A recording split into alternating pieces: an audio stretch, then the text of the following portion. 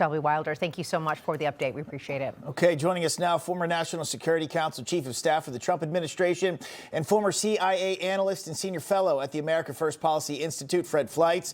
We also have the vice president at the Lexington Institute and military analyst, Dr. Rebecca Grant, along with the national security and global affairs expert and former CIA operations officer, Laura Ballman.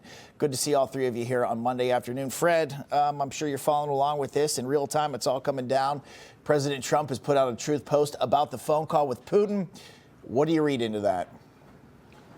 Well, it initially looks very positive.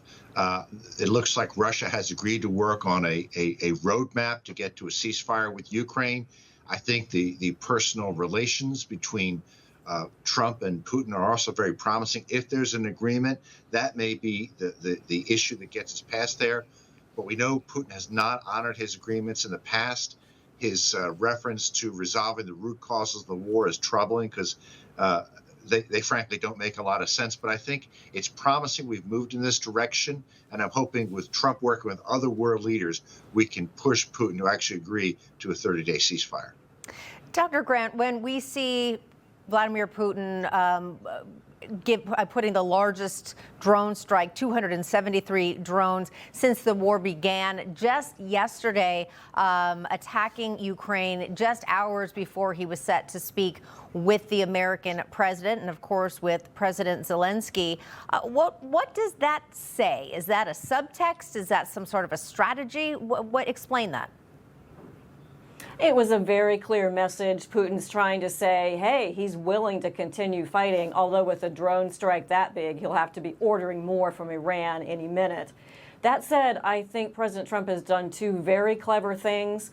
Tactically, giving Ukraine and Russia the lead and the responsibility in the next round of talks. That's a little bit of breathing room. And then most of all, this is what's going to make the deal if it happens. President Trump has opened up this vista of potential economic cooperation, economic benefits, hoping that will entice Putin to give up his taste for war and agree to the ceasefire. I'll be watching to see if that process with Russia and Ukraine really gets started quickly. Laura, let me ask you this. Now that President Trump is directly involved with dialogue with President Zelensky, President Putin, how much longer do you think he'll tolerate these continued attacks, to Katrina's point, with these going on? You'd have to think his patience is going to run low at some point.